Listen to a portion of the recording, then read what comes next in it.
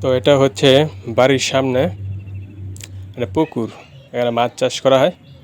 আর পুকুরের পাশেই লাগানো হয়েছে আপনার টক পাতা, কলা গাছ। আর এই জুতোটা দেওয়া হয়েছে যে গ্রামের মানুষের বিশ্বাস যে চোখ লাগাই দেয়, এ কারণে এটা দেওয়া হয়েছে। খুবই টমেটো হয়েছে, সরি বেগুন হয়েছে। এই বেগুন গাছের পিস কিন্তু একটা 30 টাকা কইরা নিচে। তো গোড়ার মধ্যে এরকম পিঁপড়া জমে গেছে। তো বেশ ভালোই বেগুন হয়েছে, আবার কিছু কিছু ফুলও আছে, এগুলো পরে আসবে। কিন্তু সমস্যা হয়েছে এই বেগুনের মধ্যে আপনার বমর আছে না, বল্লা, এটা কামড় দেয়, বাগুনগুলো নষ্ট হয়ে যায়। ঢেঁড়স গাছ আছে কিছু। তো খুবই শখের, তোলা বলা 80 টাকা। আর এটা হচ্ছে আপনার কুইশাকের বাগান, শখের বাগান। দেখুন মানে বাঁশ দিয়ে করা হয়েছে, আর চতুর সাইড দিয়ে কলা গাছ লাগানো হয়েছে। খুবই টাটকা ফরমালিন মুক্ত এই শাকসবজি খাওয়া যায়। তো লাল মাটির মধ্যে কিন্তু ভালোই হয় সম্ভবত। বর্ষার পানি টলমল, আকাশের নীল আকাশ,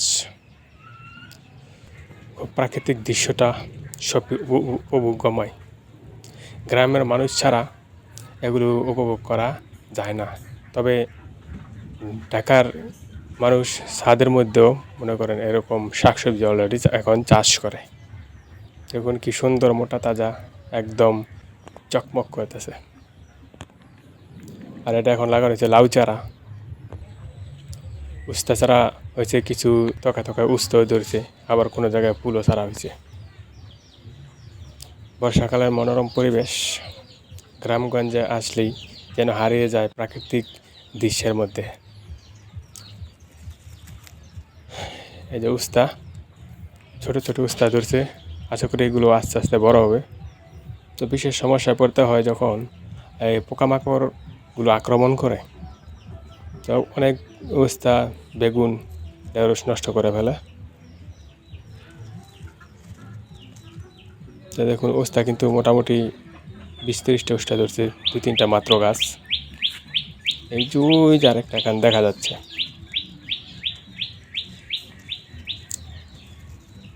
উস্তা খেতে পারলে খুবই ভিটামিন সমৃদ্ধ, উস্তা খেলে খুবই উপকার হয়।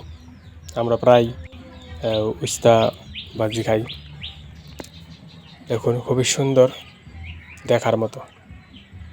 আপনারা চাইলেই সকালে বসে কেউ বাড়ির আঙিনায় বা আশেপাশে এরকম গাছ রোপণ করে ফরমালিন মুক্ত শাকসবজি খেতে পারেন, যা শরীরের জন্য খুবই উপকারে আসে।